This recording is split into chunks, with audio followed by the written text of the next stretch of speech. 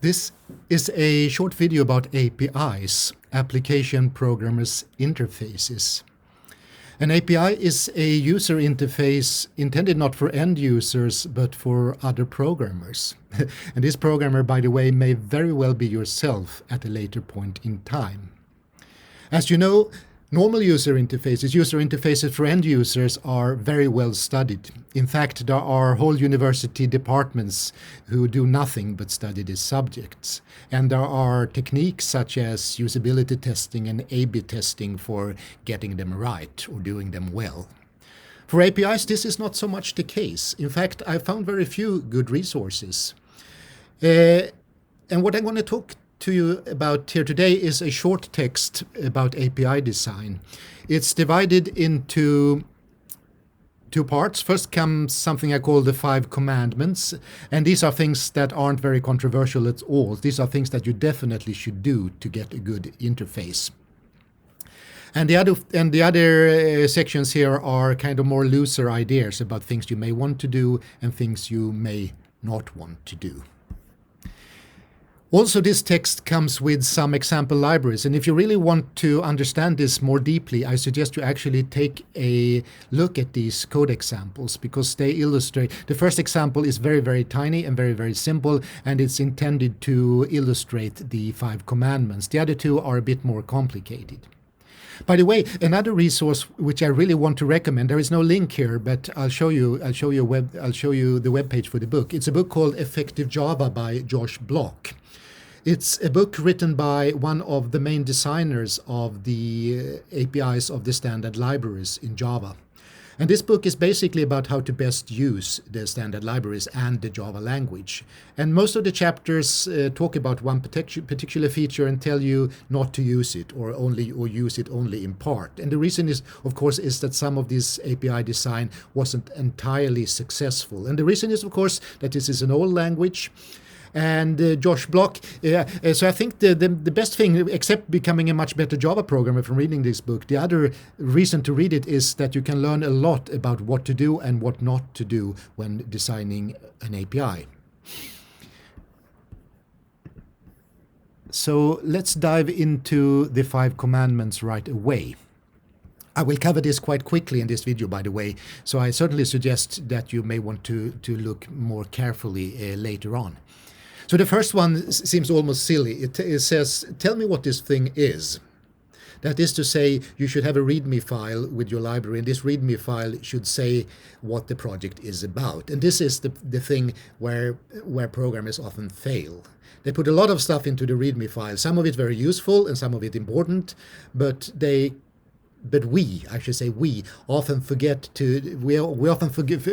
that not everyone knows everything about this project because we do.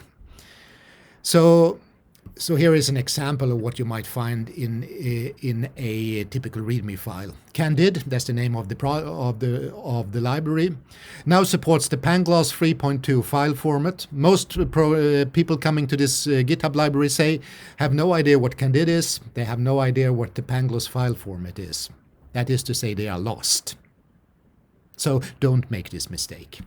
Here is what I put in the README file at the beginning of the README file for this Fenwick repo, the example repository. First, I gave it a name, and then I tried to describe in a subheading here what it's all about. And then comes a slightly longer description what this thing is. It's actually a data structure, a list data structure with some special features that are efficiently implemented. So that's the first commandment. The second one is that an API should say what the code does. It shouldn't go unnecessarily into technical detail. So once again, going back to this Fenwick example, you can see that the way I decided to write this documentation is the way that you normally see articles in the press or in a journal being written. Or I would say an article in a newspaper, rather. You start with a heading, and hopefully the heading is going to give you an idea of what this is about. I'm well aware that many newspaper articles don't, that the heading also is clickbait. And you may want to do a bit of clickbaiting as well for your API, but it's even more important that you actually say what it is so people are able to find it. And then you have a very short description, and then you have a slightly longer description, and then you have a third description where you go into even more details. And this is a type of writing which I strongly recommend. If you think about it, if you ever read a newspaper article, it looked like this. You only have to read the very, very first section to know what it's all about, and then you can decide whether you want to read the rest of the article or not. And then you go into more and more and more detail. It's a good way of writing. It's actually a good way also for technical documentation. And here comes perhaps the most important part of the second commandment. It is that every exported function in your library needs documentation. It needs a text explaining what it does. If it doesn't, it's more or less useless, because then you have to use it without knowing the effect. If you call a function in your code and you don't know exactly what that function is going to do, well, chances are your program is not correct. And we can't have that. And if you don't know exactly what a function does, you have to look at the code. And if you want to be absolutely sure, and we want to be absolutely sure, we programmers, we actually have to do the testing as well, if it's not there already. And of course, as you know, reading other people's code is very difficult. It's sometimes more difficult than to write I think I used an explicit word here, than to use this code yourself. So don't forget that. Don't do that. Always have a good documentation.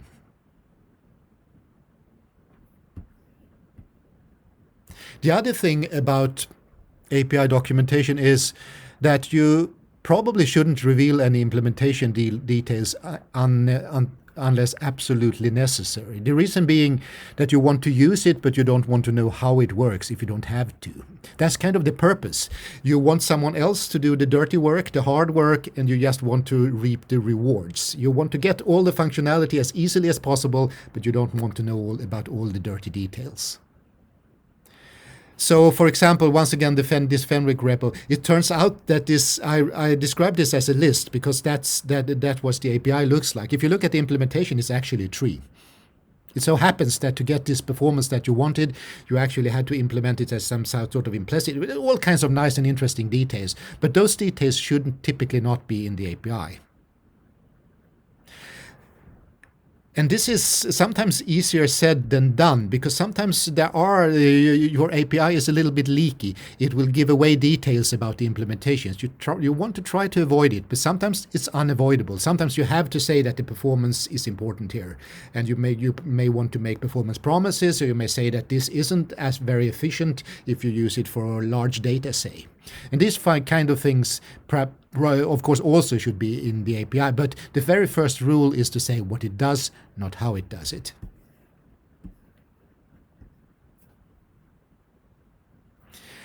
Let's look at number 4. This is a little bit more high level. It is to say that there are licenses for all code, whether you want it or not. If you don't say anything about this issue, your code will automatically be copyrighted. The text of the code will be automatically be copyrighted. And this may make it difficult for other people to use it.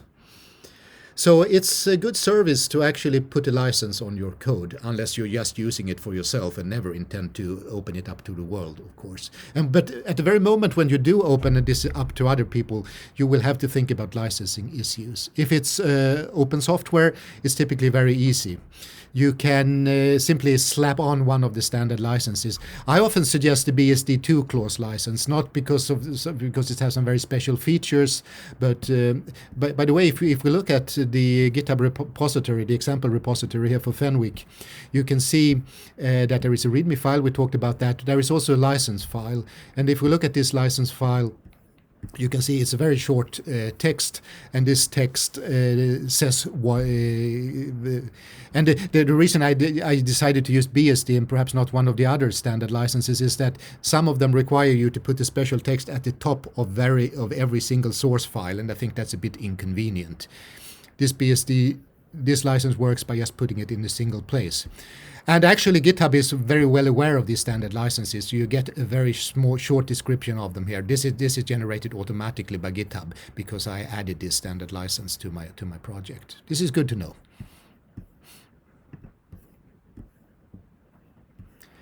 The fifth part, the fifth commandment, that's the hard one. This is the one we all aspire to, but it's very, very, very difficult to do. And this is something you can read about all over in pretty much every single chapter in the Effective Java book, for example. That is to say, when you designed an API and you have people start using it, you really can't change it anymore. You can add new functions, you can add new functionality, but the old stuff has to work, to be called in exactly the same way, and it has to do exactly the same thing. Because otherwise, if you do changes that break that, you actually break other people's code.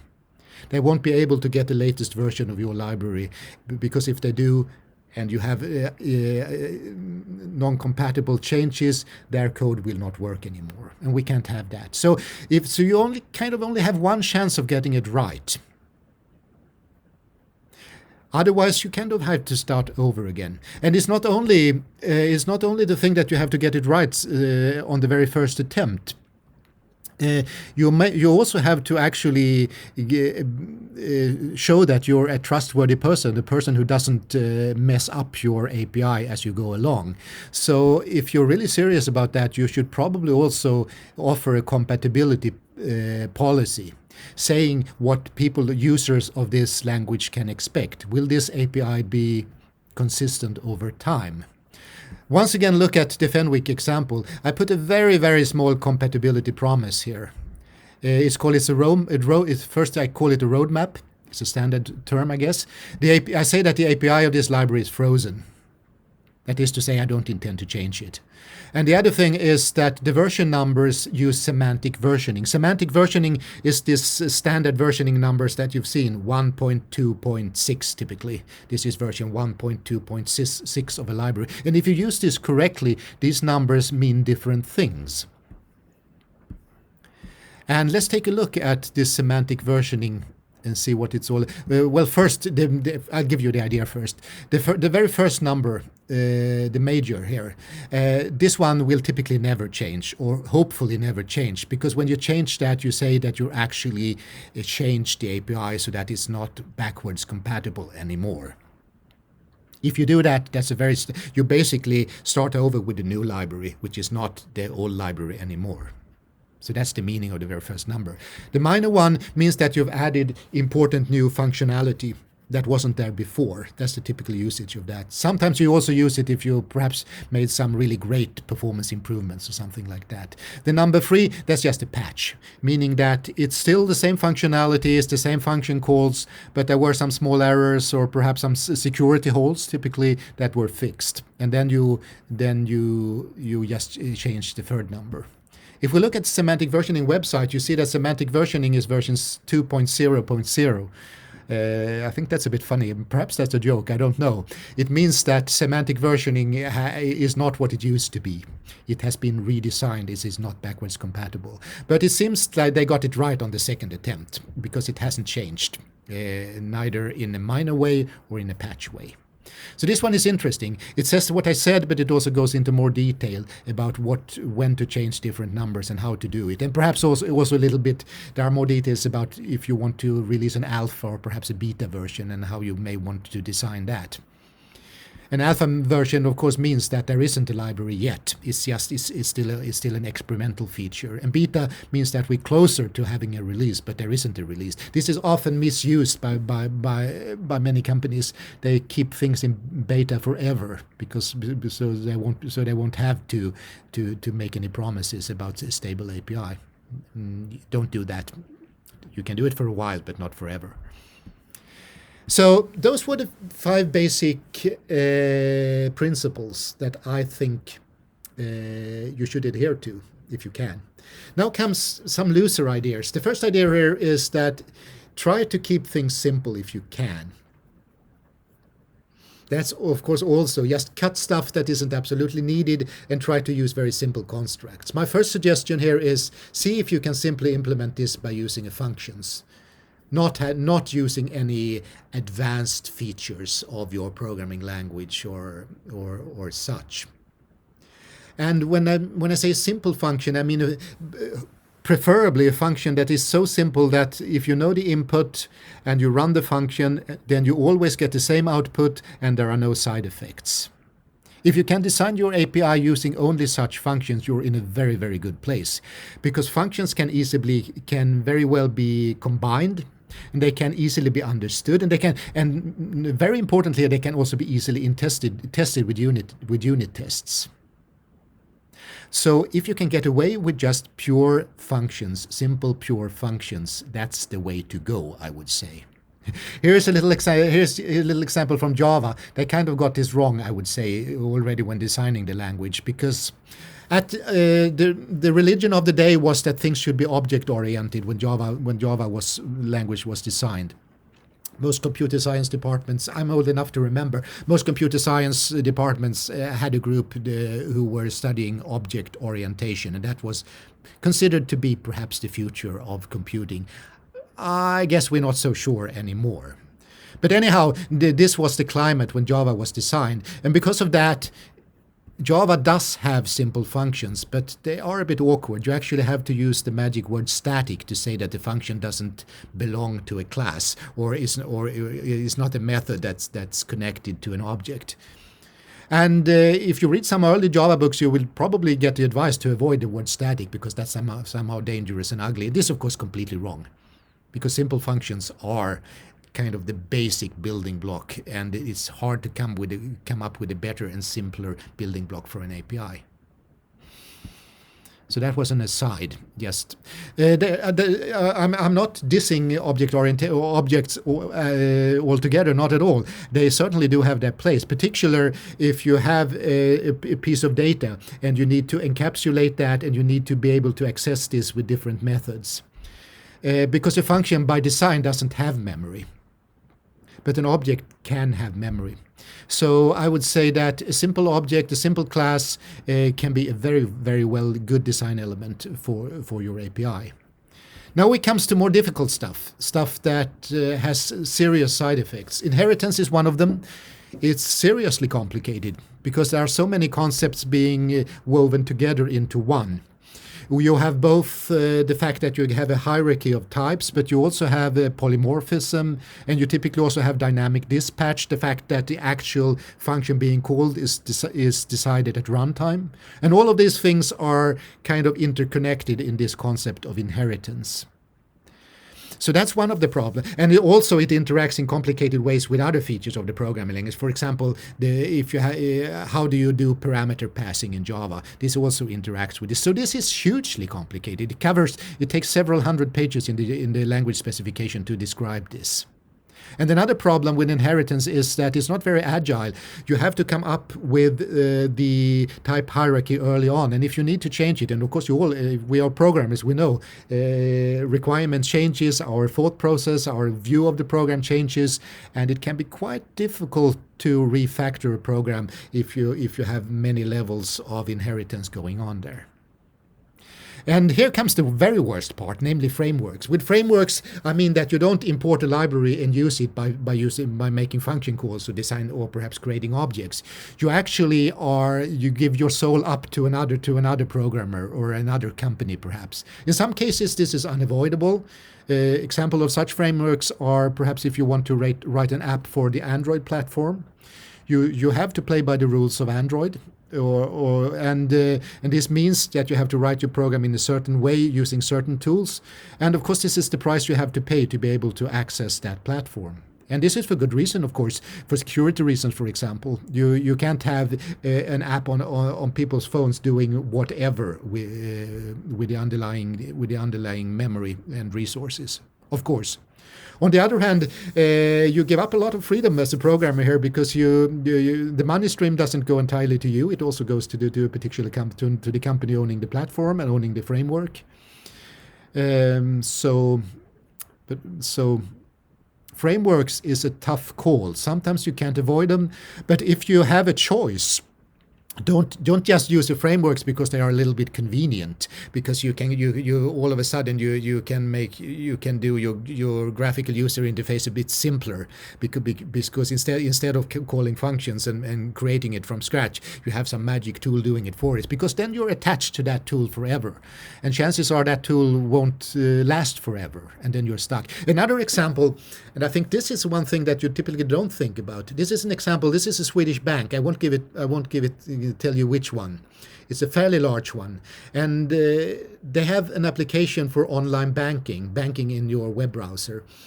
And it turns out that they were using two standard frameworks, well-used, well-understood frameworks that probably will be around for, well-trusted frameworks that probably will be around for a long time. The problem was that both of these frameworks did some magical things in the background. For example, they read a particular setting in the operating system.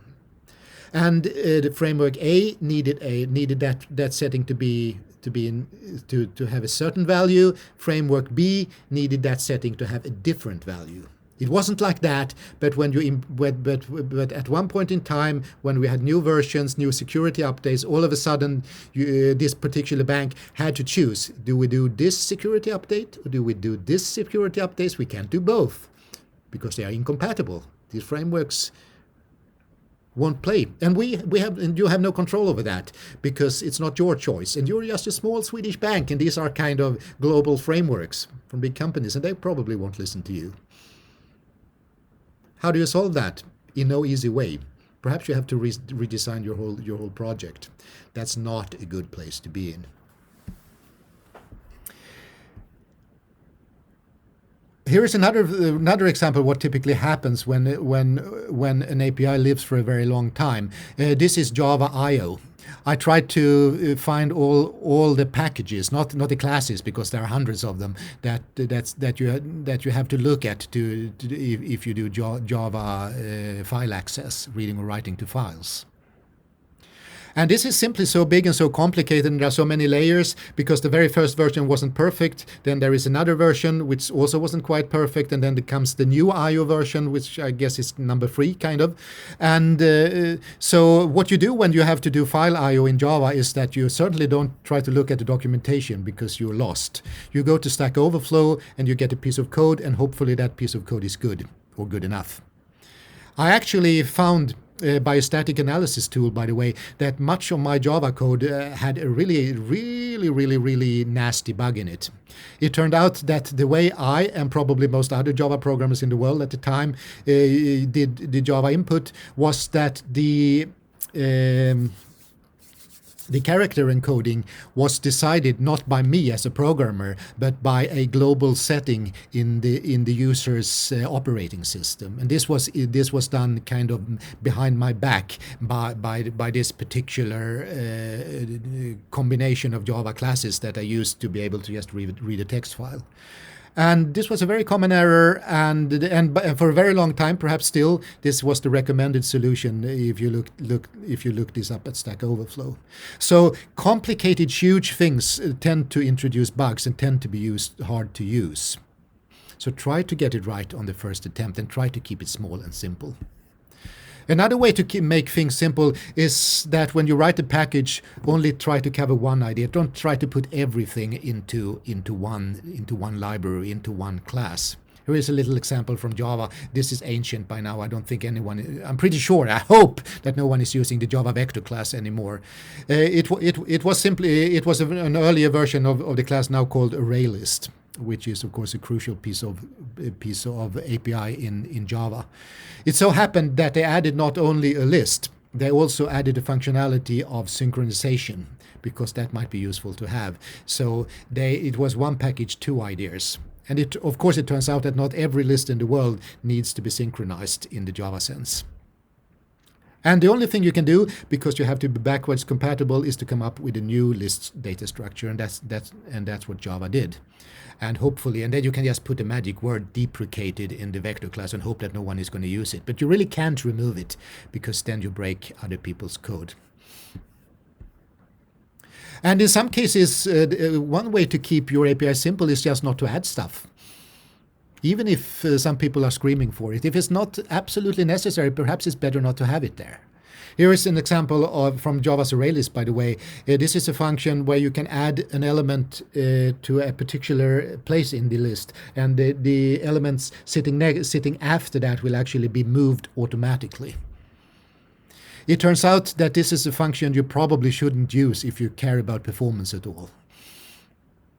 If you end up using this one repeatedly, you probably have the wrong data structure. You probably should use a map instead, that is to say a hash table.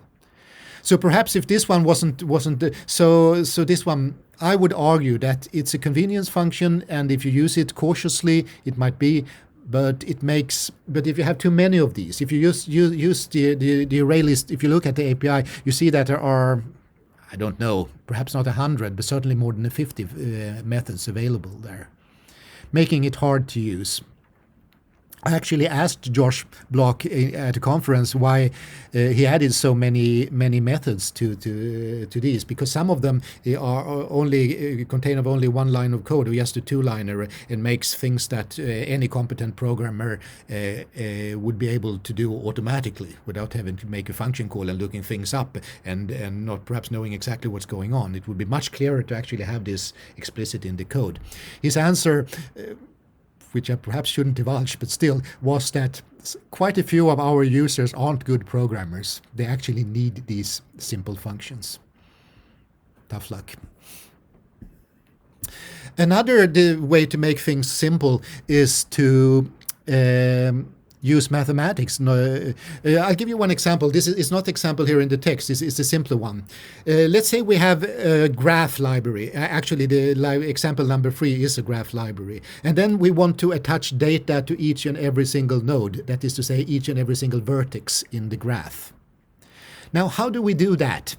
If we're really if we're like really smart programmers, and we've seen a lot of programming languages, and if we know about all the advanced features, perhaps we start thinking about interfaces, or perhaps some kind of polymorphism, perhaps templates even, so that you're able to use the same code and add different types of data to each vector. A simpler approach, which I would argue is perhaps better, is to just simply give each vertex in the graph a number. Let's say this is vertex number 0, 1, 2, 3, 4, 5, and so on. And if the user of your library wants to add data, they can simply use an array. The data belonging to both my hands are visible. The data belonging to vertex number 0 sits at the very first position in the array. The data belonging to vertex number 1 sits at position 1 in the array. Couldn't be simpler, right? I would argue that perhaps that simple solution is the better solution.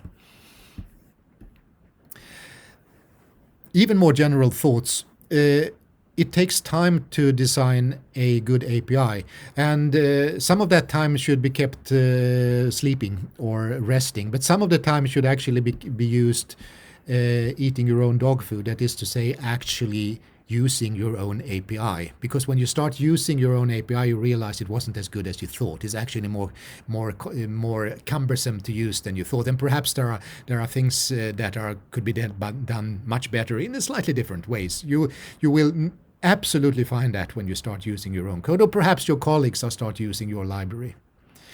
And this in software, among software people, this is known as dog fooding, eating your own dog food, using your own code, that is. This might be the guy who actually invented this phrase. It's an American actor. He made dog food commercials, and he claimed that he was actually that the dog food was so good that he was eating it himself. I haven't been able to find a copy or a clip, but let's believe it. It's a good story. Here is an example. So here's the guy who said it first. Here's one of the people who did it first, perhaps. The old man of computer science, Donald Knuth. In this little quote here, he talks about the Tesh typesetting system, which he designed and implemented and used on a large scale, and he also wrote the first user manual. And in this little quote, he says that all 4 of these things were crucial. If he hadn't used it himself, it would have been would have been much worse. In fact, he says, this is worth reading, if I had not participated fully in all these activities, literally hundreds of improvements would never have been made, because I would never have thought of them or perceived why they were important. So if you haven't been doing any dog fooding, you should. The next little idea here is that sometimes it's not better to try to explain everything and writing documentation about everything. Sometimes it's better to just come up with a code example, or perhaps write a short tutorial showing how to do it. The quote here is from the guy on the right here. He is the playwright, Anton Chekhov. The guy on the left is another famous guy, but that's not the guy I'm quoting or talking about here. And this is what Anton Chekhov wrote about playwriting. He said that, don't tell me the moon is shining, show me the glint of light on broken glass. So what he means here is, it's not very good theater if you have an actor standing there saying what's going on. He should be doing it instead. It should be showing it. It should be seen. And this is very much true for technical documentation as well. If you can come up with a good example or write a good tutorial, that's the way to go. So here is a tutorial to get started with the Go programming language. Some of you may have used it. Here are some examples taken from my small example libraries. Let's end with some low-level stuff, some basic tools of the trade. Things you should do, and things that if you aren't aware of it and if you aren't carefully doing it, you probably will get it wrong. So the first one is to be consistent. So if you're in Rome, you do as the Romans do. For example, if you're writing a Java API, you should probably use names such as toString, equals, and size, because that's what the standard Java libraries use. If you do the very same thing in Go, you would probably start with the capital letter, and instead of saying toString, you would say string. Instead of say equals, you would say equals, and when talking about the size of a data structure, you would use the word len, because that's the one used all over the place in that particular language. You may not like it, but you should still do it, because then things will be consistent and much easier for other programmers to use. So suck it up and get it right. Another idea is to try to make functions that need very little input, that doesn't put a lot of constraints on the user, but offer a lot of functionality. Once again, easier said than done. One of my favorite examples from both Java and Go are the printline functions. You can give it any kind of data, and you will get a decent textual representation of that data. If you have toString or string functions properly implemented, which of course you want to do in both of those languages. Here is perhaps something you may want to read about yourself, about finding well-fitting interfaces to make things generic. Let's just end with talking a little bit about naming, because this is a huge and somewhat controversial subject, but there are some things that we certainly can agree on. Here is just an example which I think is good naming. You can look at that if you want to. Here are some very, very basic rules. If you have an index in your program, that index should be called I, because that's the way pretty much everyone does it. If you have two indices, the first one would be I, the second one would be J. If you have three, it would be I, J, and K. If you have more than three, you probably should come up with a different scheme. If you have other local integers that are kind of just abstract, you call them M or N. If you have local floats, they may well be called X, Y, or Z. And local anonymous strings, they listen to the names S and T typically in most code. So don't come up with silly big names like local string or something. Just call it S. It's much easier to read. Everyone understands that. And let's end with comparing the typical naming conventions in Go and typical naming conventions in Java. It's the same code, and I've tried to use really good naming, Go-style naming here. So you can probably read this right away. It says that if the process is running and the process name isn't path, then you should set the process name to path.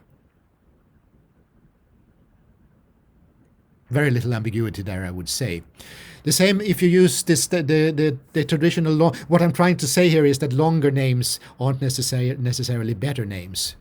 So in Java, this might be if process is running and process get process name doesn't equal path name, then process should set process name to path name. at least for me, let's call a dog, and let's say yikes. You don't want to do that. You want to be, and naming is important, as you can see from this very small example. Good naming can often make an API so much nicer and easier to use. Maybe that's it for today.